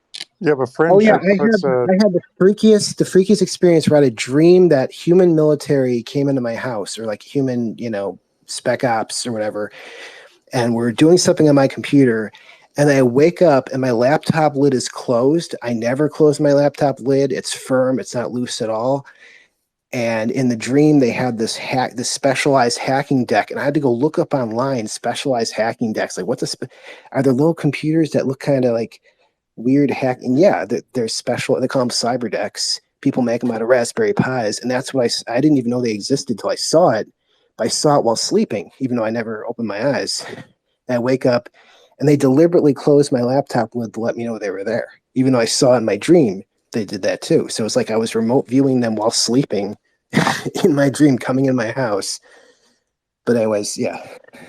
Do you ever what type of feedback do you get when you're on shows like this or talking like this? Like they obviously know that you're talking about it. They just don't Well, care. Military they, or the reptilians. the military's never threatened me to shut up. They've interrogated me just to see how far they could take it, as far as drugging me and what I could. And it didn't go well for them. They hit me with enough scopolamine to kill a horse, and they couldn't get That's what anything I on always it. joke. That's what I always joke to myself and my friends about is that they try to drug me. I just enjoy it too much, so it may not Yeah. work. But the reptilians No, I'm have never kidding. threatened. They've never told me not to talk, which is interesting. I've seen this with other abductees too. Um, God, there's this one guy, I'm trying to remember his name, but he has reptilian abductions all the time. And one time he got abducted while he was at his desk signing a release form to go on another show about his abductions, and they walked right up to him and they're just like, oh, okay, you're going on another show, great. Our ship's parked out there. That's something reptilians will do, by the way. They'll walk in while you're fully conscious and just be like, okay, I'm parked outside, let's go. Whereas grays will knock you out, anesthetize you, take you middle of the night. But reptilians sometimes will just walk right up to you while you're fully awake and just like, hey, let's go. You know, it's a different style, because people say, you know, well, abductions are all sleep paralysis. Man, you ask a lot of reptilian abductees, they'll have experiences where they're not paralyzed at all. Like you're moving, you're getting No, off the bed, you're I've you're, had you're I going. had sleep paralysis one time. That's completely different. That was actually really creepy though. Like three hooded figures were circling around me in my room. That was a long time ago. Um, but yeah, the abduction, that's what's real crazy is I can't say for a fact that I ever have been because I think it happened, but I don't know. It was completely wiped. It was extremely odd. I was by myself, unfortunately, that time. So, and you know, that's odd. That's not odd, but that's usually when it happens too. You'll be by yourself. I don't know. I don't know if that happens a lot with couples in bed, but most of the time they take people that are singular or alone for Well, whatever reason. they knock the spouse out when there's a spouse. Like you try to wake up your spouse from what I've read, and like their dog, they'll knock your pets out. They can selectively knock out everyone but the person they want to take. So, but you know, that's not a problem for them. When it comes to They'll take, the but Yeah, when it comes to the MyLabs, so these okay, military individuals, can you see their faces? Would you be able to identify them in real life? Let's say if we have this disclosure actually happen, and then we actually like see that there's programs and then there's like people involved, would you be able to like identify them? I might, but they didn't have scars or weird haircuts or anything like distinguishing. Like they're all pretty normal looking. I don't remember any. Like if I saw them on the street, I might recognize them, but it's like none of them had like any characteristics that I could go, oh yeah, it's that guy. Uh, Have you ever talked to them? Like have any casual discussions with any of these military folk? only during that one really rough, really interrogation section where they're showing me a scan of my brain and telling me about these tribrid crawler entities, the reptilian gray human tribrids, and then explaining I've got gray and reptilian in me as well, and why they make them, and they're making them as a weapon against all the other aliens, and just as a contingency, and but they explained to me too. This is towards the end of the interrogation. I held up under interrogation, and usually well, even though it was special forces interrogation, they're very good at it, and they're using drugs on top of that because tribrids were hard to influence.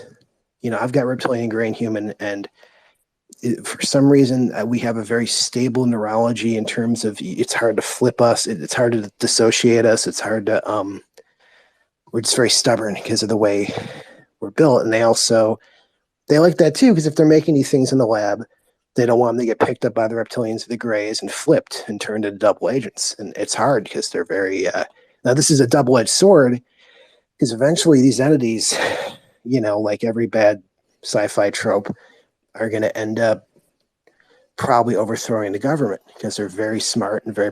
I don't know why they're not thinking ahead on this and making these things, because if you're making something that's that smart and hard to control. But then again, you see this in mainstream news where the Pentagon wants planes and ships and AI that can attack with its own judgment on its own. They're obsessed with this, and the reason they're obsessed with this, people say, well, why would you do that? Because when you're over enemy territory, it's easy to get cut off in communications, and they want something where if all communication is cut off, it could still function and think on its own. I And they think that also, they've had, yeah, I think they've been developing AI for way longer than whatever anybody even thinks from the 40s. And I think that the Greys have a lot to do with it. Like their intelligence. I think they've had it for quite a while, personally. yeah, yeah. I mean, I just know these crawler entities, they're the pale crawlers, they call them, and they don't always crawl. They can walk perfectly normal if they have to, and they can blend in. You put them in heavy clothing, they just look like a burn victim or just someone that's kind of deformed. But they, yeah, these things are very smart. They're very aggressive, and it is weird. Like, why are you making something that dangerous? Like, do you not see? But I think the philosophy of that is it really extended out of the Delta Force program. You know, down if you've there's this author, actor, playwright. What's his name? David Mamet. He did an entire TV show called The Unit about Delta Force, and he did a movie about it called Spartan. Came out in 2003, 2004. And you see these Delta Force guys, and they're awfully similar to these entities they're making in that they operate in teams of two, sometimes teams of one, and they're really smart. They can operate on their own. It's like that whole movie trope, the Equalizer and the Bourne Identity and all that crap. They really make guys like that, and they really, I mean, and they're that's what there's not that I many of would. them, but they're creepy. They're creepy. They scare me more than the reptilians. Let me be honest. Some of those. Yeah, usually you won't if somebody's Delta Force, they're not gonna say it. You can Do win you an No, actually entire. think? that's the thing too. They're plain clothes, and they're very. They're plain Yes. clothes. Yeah. They're very dangerous. They're like those guys are. Those guys scare me more than any. I've trained with warrior class reptilians, and they're less scary than the Delta Force guys because they are. And that's the energy I got from those crawler entities. They're very smart. They can operate independently. It's the same idea, but it is weird that it's like you're creating something so smart and so dangerous. Have you not seen how many times in history at some Well, point it's going to be that's why that was my question: is why they're working with them. Like they might think they're in control, but our leaders, the military leaders, but they probably are not. And I would say it's completely compromised. well they're Whatever, they're raising just them playing coy. they're raising them from birth basically to be that way. So it's like, when that crawler entity's like, oh, you don't read the Atlantic magazine, and asked me with such disgust and amazement, like, yo, you don't read the Atlantic. This thing's been raised from birth by the military, So I think they think if they could just do that, and we've seen cultures like that before, like the Spartans. That's one of the reasons the movie about Delta Force in 2003, it's called Spartan because Spartan culture was like that. But you remember the reason the Spartans collapsed, their ego got so big and they got so full of themselves. Well, it's the same, pride throughout history, it's the same cycle of pride and arrogance and whatnot. But I think it's our military is genuinely scared of the reptilians and the grays and their own hybrid influence. And the military is like, look, we have to make our own hybrids, and they can't just be more grays and more reptilians because the reptilians and grays will grab them and flip them against us. So we got to make our own proprietary thing that's a little bit gray, a little bit reptilian, a little bit human, and that way it can't be flipped. It's the same concept of why the Chinese and the Russians and the Americans, the Chinese use 5.8 millimeter, we use 5.56, the Russians use like 5.54. So we're all making like slightly different calibers. So in a battle, we can't from the battlefield just scoop it up and put it in our pocket. That's the same idea why our military wants to make proprietary their own engineered beings. They don't just want to create more of what's out there because they're afraid of it'll get flipped. It'll get kidnapped and brainwashed against them. Are these guys wearing uniforms that are? You said they're raised from birth. So are they actually our military, or is this some other entity? The reptilian gray human tribrids, the pale crawler. You could look up pale crawler. Just look up an image of them. Those beings, they wear the one time I saw them wearing a uniform, they had this dull yellow beret. So they had like the standard like a BDU type uniform, blank, but they have a very specific dull yellow beret.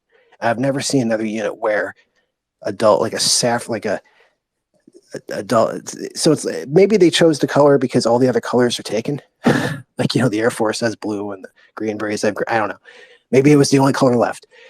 But they do wear yellow berets, so that's another.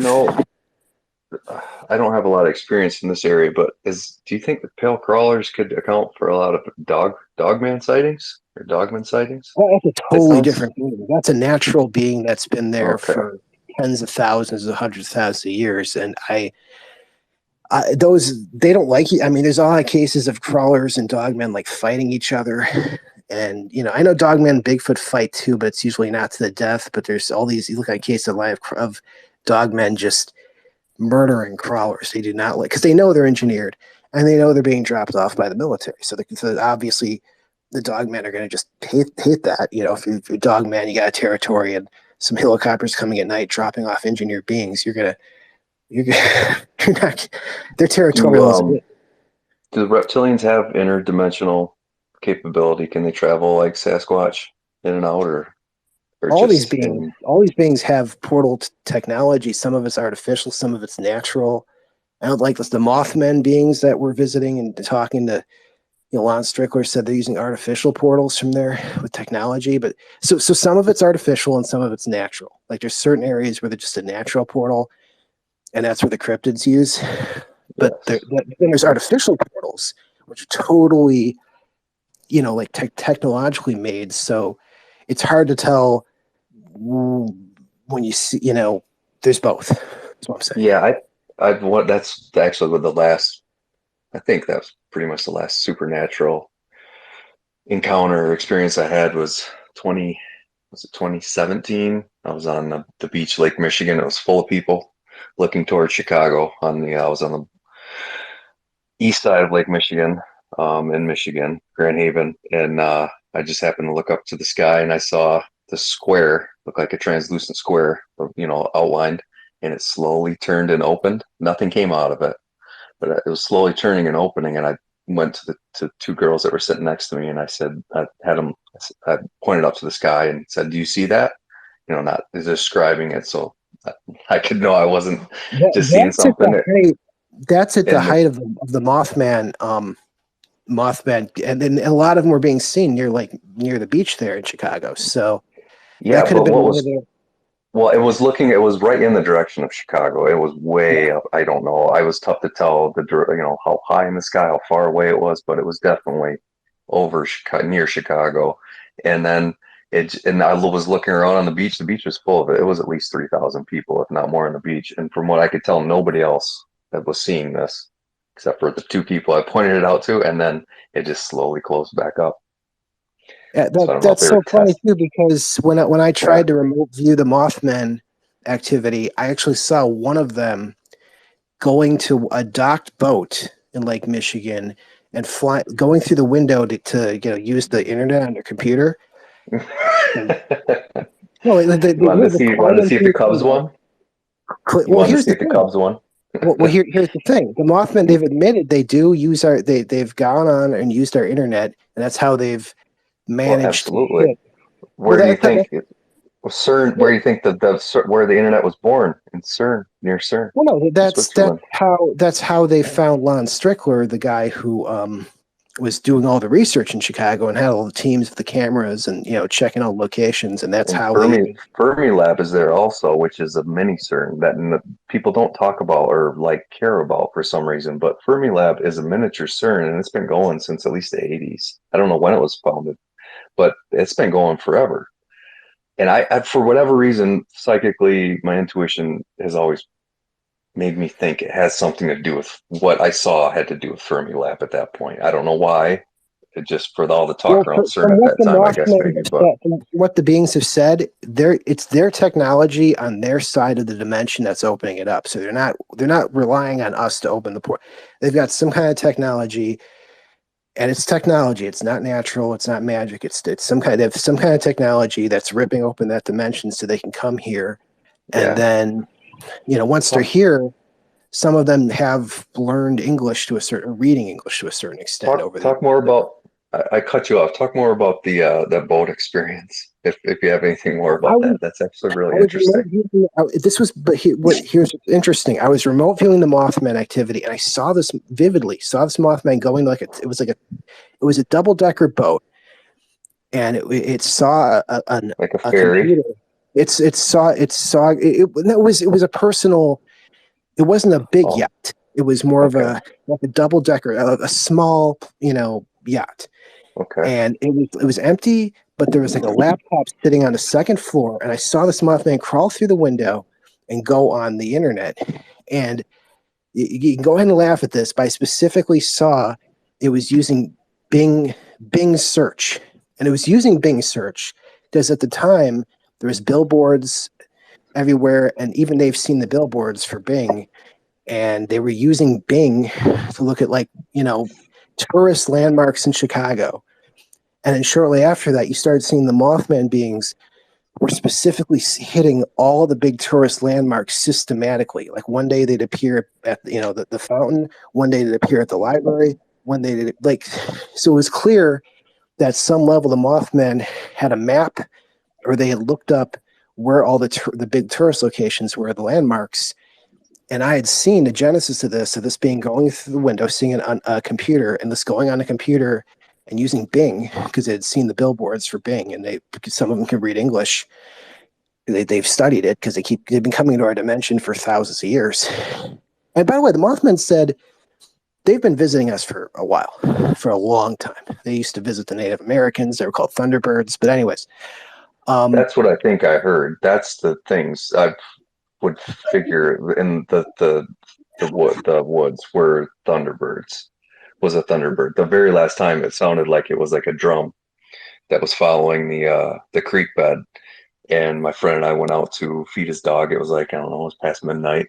And you have heat lightning, whatever, in the night, and it wasn't storming, and I heard it. My friend was like ignoring it, and then it started getting closer, a drum beat, and then as soon as I said, "Dude, that's not lightning," it like sped up immediately and followed, and I was like frozen in fear. My friend ran, and then I eventually ran too, and we went to the front yard, and his German Shepherd followed us, and I looked at him because that was the fourth summer in a row. This time it wasn't something screaming at us, but that was the fourth summer in a row. And I looked at him and I said, "Is this really happening again?" And there was one last giant crash, like boom, and the dog even started barking at it. But I figured it seemed like it was a Thunderbird spirit, maybe, I guess, well, as much as these I are could tell. physical. The Mothman being coming here are very physical. They're like physically in reality. They're here when they come here dimensionally, and they're not just like spirits. So they are actual physical beings who come. And it's funny when they went on, when they contacted Lon Strickler, they actually gave all there's a group of like 6 or 7 young ones, and 2 of them were non-identical twins, which is fascinating. That you think of Mothman as a very etheric, being, and then you've got 2 of them who are male and female non-identical twins, just like humans, which tells you they have the same sort of, probably they don't come from eggs or anything. They probably have live birth, but they had to pull that. They demanded the episode get pulled down because people were using their names on a To remote invoke basis. them. Yes, they were trying to invoke, and they could feel it. So you had people doing magical practices, listening to the show, and then using the names that the Mothman gave. And they're like, you know what? Please pull that show down. People are trying to summon us. And at least one of the people who tried to summon the Mothman beings, they showed up and attacked the person. And they didn't kill him, but they were really pissed off, and they had the show deleted, and they took a break after that. But it gets to go to show how vulnerable. Yes, beings like this can attack you psychically, but also if they give their names, someone can lock into them and try to invoke them or bring them, and they didn't know that was going to happen. So it kind of shows you it's a double-edged sword. So And what is their purpose? So what is their purpose of coming here? Is this like a new colony for them? They're like no, exploring to see. they're just young people on their side of the dimensional fence using technology. They come here, they look around. They used to be involved when we were much more primitive. I mean, way more primitive. Like, back in the 9,000-10,000 years ago, they said they were involved here, and they left, and now they're coming back, and they want to be more involved, but the older ones who run everything there, the elder females, it's a female-dominated society, even though they've got males too, and some of the ones coming through are male, even though the leader of the ones that, I think the leader's name was Uru, the one coming through. She's just a younger female, but the point is, they want to make contact. The elders on their side really are hesitant on it, but the younger ones do want to come over here. And from what I remote viewed, again, going back to, I got that movie from the 80s, the Dead End Drive-In.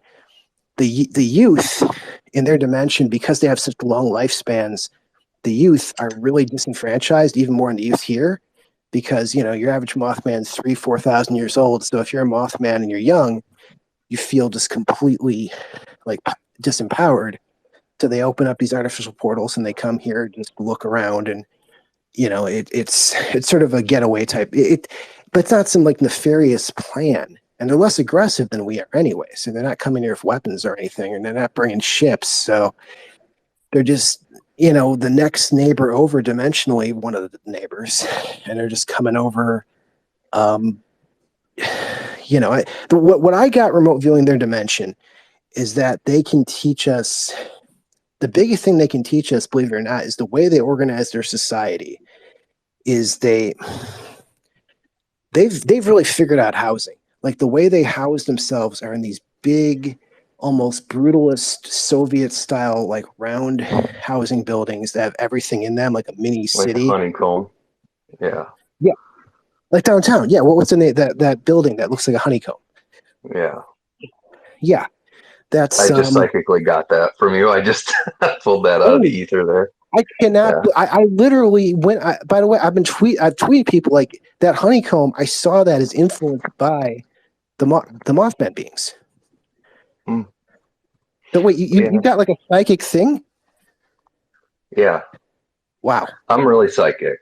I'm very psychic. I try not to open up too much, because when you open up too much, you just get it all. So I just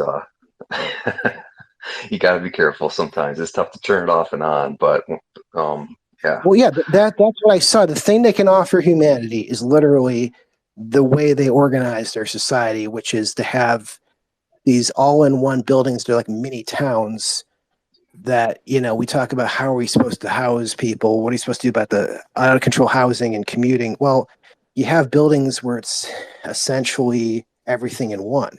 And the youth, the younger Mothman beings, they have like their own building.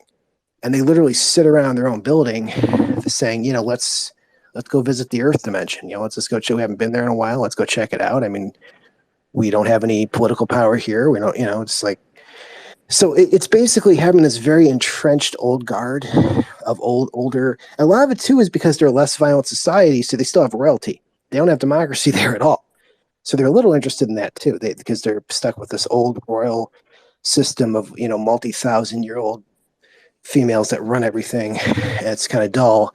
So they do find our dimension interesting, but also they're much less violent, so they're kind of freaked out by that. So it's kind of a balance where if we become less violent as a society, more, if we get the violence level down, then they can visit normally. There's a lot of alien. Wouldn't that be nice? Wouldn't that be nice to get rid of the violence? But man, and that's the thing too. They saw one of their kind was captured by the military years ago, and they never got them back, and I never knew what happened to them. But it's like the last they knew, they just saw it being dragged off by the military. And the thing about these beings too, the way they're built for flight, two humans, if they were to grab a Mothman being, it would have no chance. Even like one, because they're built to fly, and they're not built to like physically grapple and fight. So like they're two regular humans could just drag one of these beings, throwing it in a van, and take it to a military installation, and they'll never escape.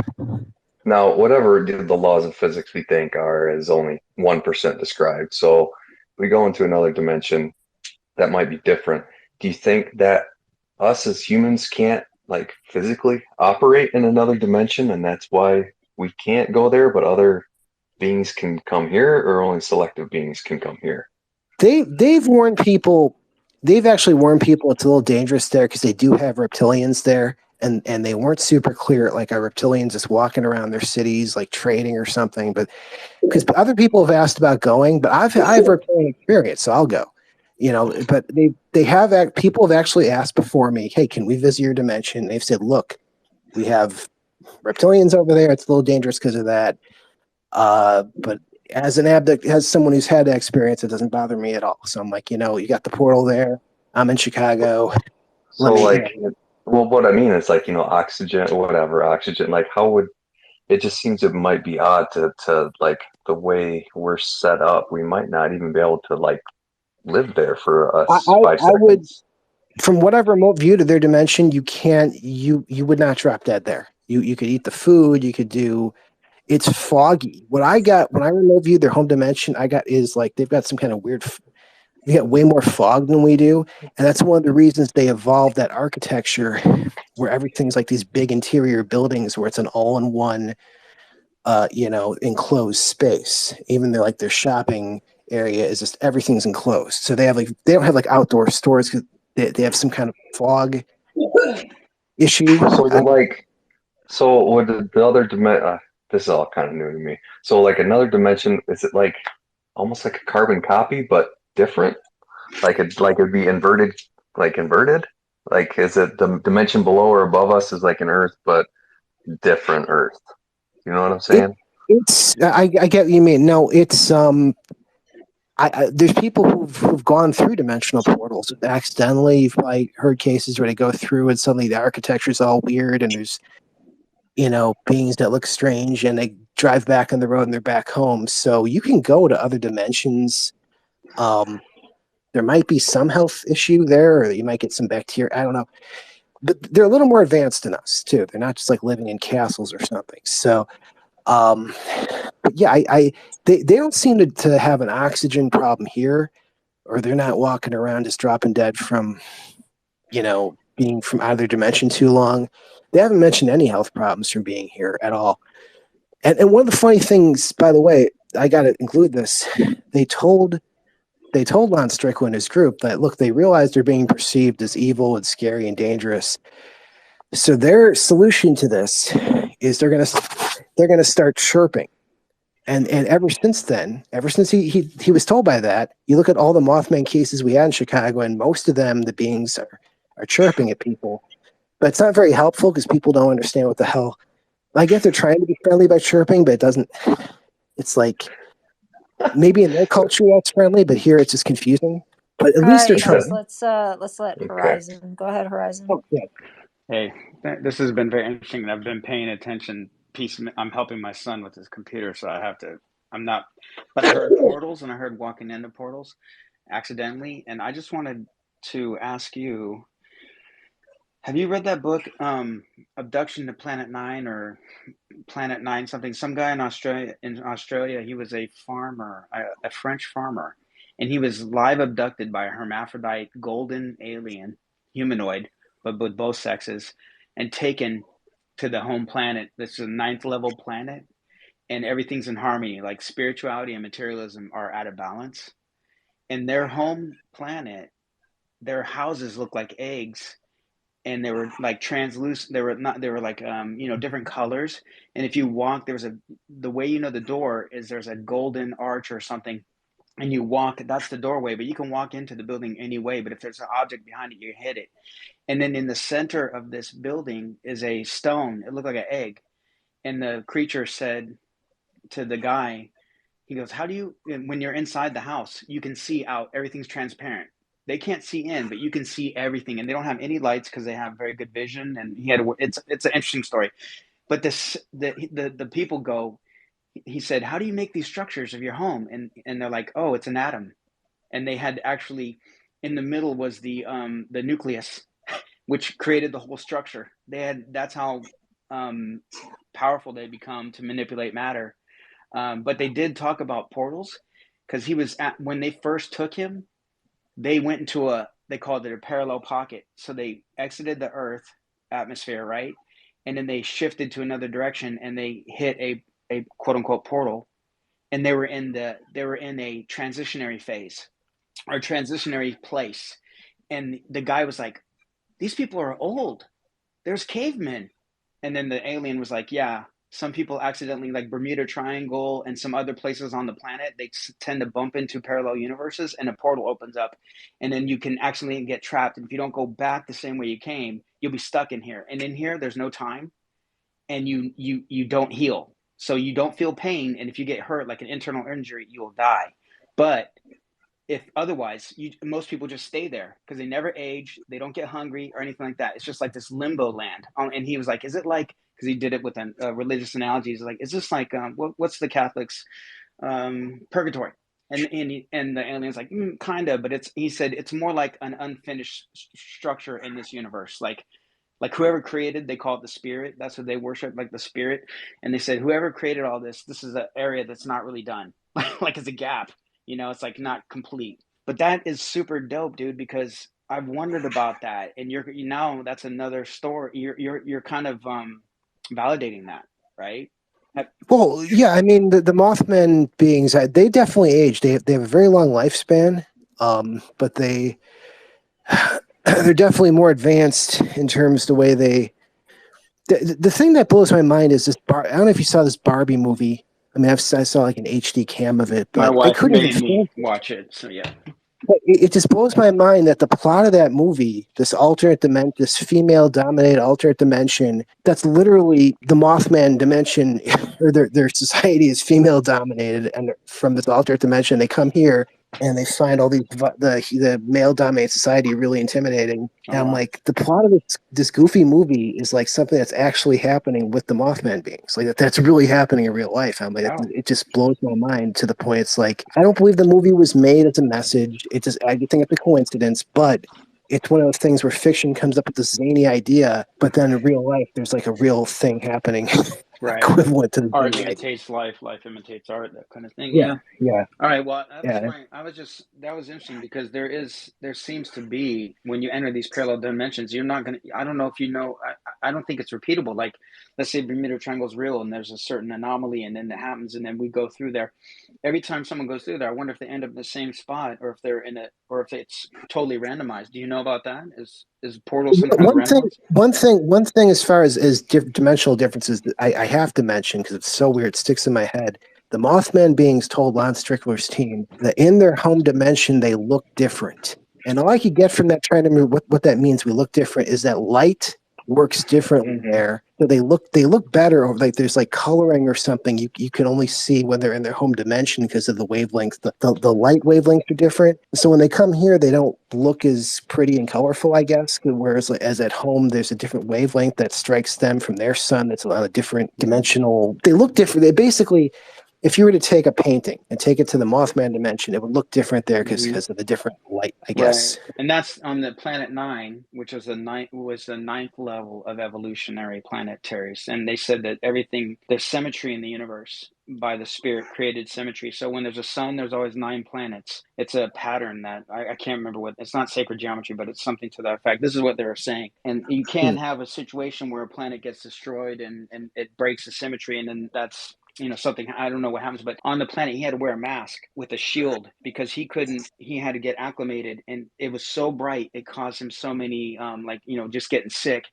But as he got acclimated, because he was there for like 10 days, he could see all the beautiful colors, but he couldn't see it like they experienced it. And he noticed they were all multicolored. He saw creatures like a human head on a horse, and then it sprouted wings and was flying along with them, just weird stuff like that. But they said that the goal of humanity is, and they're the ones with these orbs as well. Like they deploy the orbs to measure the soil, and they went to all these other planets that had humanoids that had suffered through a nuclear catastrophe. This is crazy stuff. But the Mothman thing you keep saying, is this the Point Pleasant Mothman? The same thing? Is that what we're talking about? Yeah, these are the same beings. And what's funny is they say that the Mothman, the famous one at Point Pleasant, was actually exiled from their society for causing such pain and suffering. Yeah, for being too famous, for being so disruptive, and everyone's making books and writing about it, and it really irritated their council, their royal council, and they exiled that being for creating so much such a circus and being such a bad reputation. Yeah. So I passed along, like, look, don't exile. You exile a Mothman to this, they're going to get kidnapped. But like the other Mothman that got kidnapped, I guess that's down. I guess in their society, if you break too many laws or do the wrong thing, you get banished here. Well, So that's yeah, so Planet Nine people said that our criminal system, or our problems with our society was monetary. The money in the society is what ruins it. Said all of our institutions are corrupt and wicked and not serving us, and we need to get rid of money, and then we need to get rid of the institutions, is what they were saying, because we're too soft on crime. Like they were saying that if a woman gets raped, the rapist gets killed. If a murderer kills someone, the murderer gets killed. And then if someone steals, it's like Sharia law. Like if you steal something, your hand gets cut off, and then your other hand gets cut off, and then you get branded. So, but they don't have a lot of crime because they're highly elevated creatures. But coming back to Mothman Point Pleasant, I have to ask you, because you see my stupid little avatar there. I've been reading ever since Chris Bledsoe's story came out. I was fascinated with this lady thing. And then I found this, I don't know who turned me on to it, but someone said, oh, read Children of Orion by Ryan Musgrave Evans. He's an Australian teacher that lives in Australia. He learned to speak Gaelic, and he went into the woods in Australia where he thought fairies were, and he was praying to them and said, I will be your shaman. I'll be your shaman. And he saw weird lights. He had missing time at night, but nothing happened. The next day when he was leaving, as he's walking out of the woods, in his mind, he heard, we'll hold you to your promise. And he's like, what does that mean? Next thing you know, he gets abducted, but he gets abducted by the Magina. They look human. It's like the same with the White Sands missile range, the tall Charles Hill, how he talked about the Checkpoint Charlie or something, the horse that runs along the mesa, the white horse that the natives were talking about. It was like four adult Magina, two in front, two in the back, and their kids in the middle on these discs. They float on these discs, and they wear these white suits. Anyway, he developed a relationship with the Magina, and like he's their test sum. They surgery, they do everything to him. He flies in Tic Tacs, he does all this kind of stuff. They took him to a damn hospital with a whole bunch of other humans, and they broke into the hospital to use the goddamn MRI machine. Isn't that crazy? So, but he asked them, because he started looking into all these cases like Bledsoe and other things. He's asking them. He's go, is Bledsoe the lady Bledsoe's talking to? Is she a Magina priestess? And they're like, yeah. And he said the Magina priestess all look that way. And then he said, were you guys the Point Pleasant things? And they're like, yeah, that's when we broke a treaty with the Americans, or not Americans, but when we broke treaty with humans. We went. We had a few guys that were going crazy over there, and then we resettled the treaty. So I'm wondering, are these dudes pulling someone's chain here?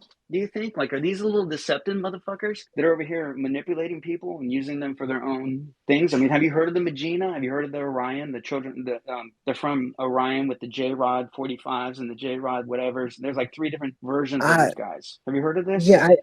I don't. I mean, I personally think the the Mothman beings aren't really doing anything negative here. Like they don't. I do think they were responsible for the legends of gargoyles, because they still like to hang out on top of buildings. They get sighted on top of buildings all the time. And I think back in medieval times, the only tall building in every city was like the church. Yeah.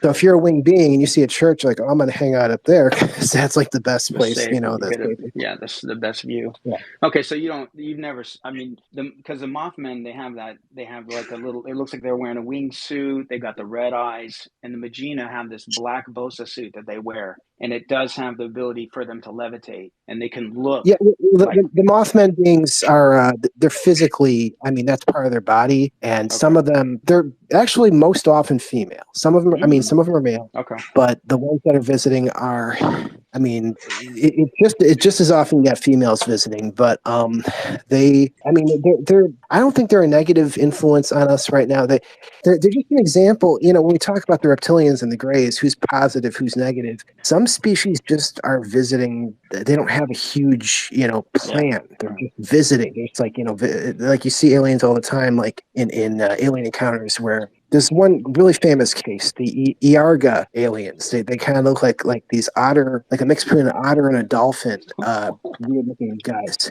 The planet Iarga. You should look up that encounter this guy had. And they don't come very often. They've talked to a few people, and they don't abduct people. They just visit, and they're, again, also from kind of a less violent society. And a society, they're interesting there because, like, in their society, you can't get married unless you get screened by a therapist. It was interesting. Different societies do different things. But that's an interesting thing. Like, you can't just start. Yeah, you can't just start a family. You have to be screened mentally by. Make sure you're yeah, exactly. So they're very big on, like, having very healthy families, and they banned all forms of pornography, and things like that. Just because.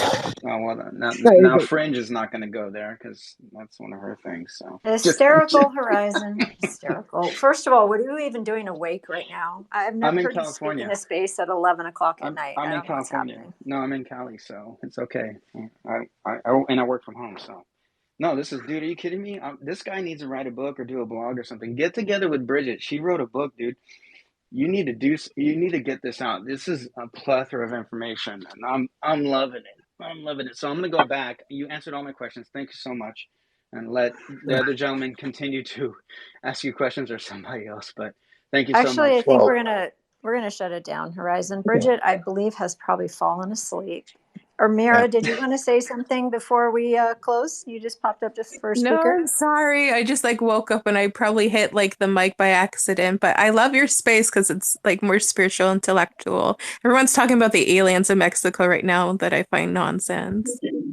The bodies. Oh, thanks for that. And Panama has just been going for hours. We appreciate you, Panama. I appreciate everything you had to say tonight, everything Yeah, you brought to the space. thank you so And much. I only ran into the Mothman thing because Lon Strickler was the guy who documented all my reptilian abductions in my labs. He's put them in some of his books, but so that's how I even ran into it. So it's a weird, like, well, how did I go from reptilian to? Well, that's how, because they contacted him, and I've talked to him for years. Lon Strickler's Phantoms and Monsters, his YouTube channel, his blog, it's fantastic. He has so many alien abduction accounts. He has so many cryptid accounts. He's a very. I do have to pitch for it. So it's a very good. He's a really good. He doesn't put bias into things. He just reports it. awesome. Well, thank you very much for sharing. Thank you to everyone who had the courage to share their story tonight. I know it's been a long night, but we had some really good information, and we appreciate all of you. And we will probably see you next week. All right. Good Absolutely. night, everybody. Real Yeah, quick. silly. Go ahead. How can we look up Panama's some of your interviews? Daniel Just go to online. my Twitter. Just go to my Twitter, and my top comment is a reply to one of my last interviews. So if you go to Panamaorange on Twitter, go to my pinned comment. It's a reply to like one of the last interviews I did. Thank you so much, man. I appreciate you very much. Oh, no problem. I'm just I'm trying. Like I said, everyone has a bias. I'm trying to be objective. I'm trying to be as correct as from what I've seen and what I know. Hopefully I'm most of the way there. Good night. No, I really appreciated you tonight, Panama. I think this is your second or third time in our space. I really appreciate it. All the information you bring in, it's fantastic. So thank you very much. All right, And sorry to mess with anyone's sleep though. no, So- you're not putting anyone to sleep. I mean, Bridget's on the East Coast, so she has to get up early for work. Oh, but I am Yeah, not. I just I'm got on an Pacific email time. while I'm on this phone. I just got an email after having to cover 2 of my days off. Now I got to go cover another day off on this week too, on like Saturday. So that's great. Anyways, okay. Oh boy. So I know how that feels. I know how deprivation feels, and I don't like contributing to it. But Yeah, she'll be all right. She'll be all okay. right. Well, thank you very much, and we will see y'all later. Good night.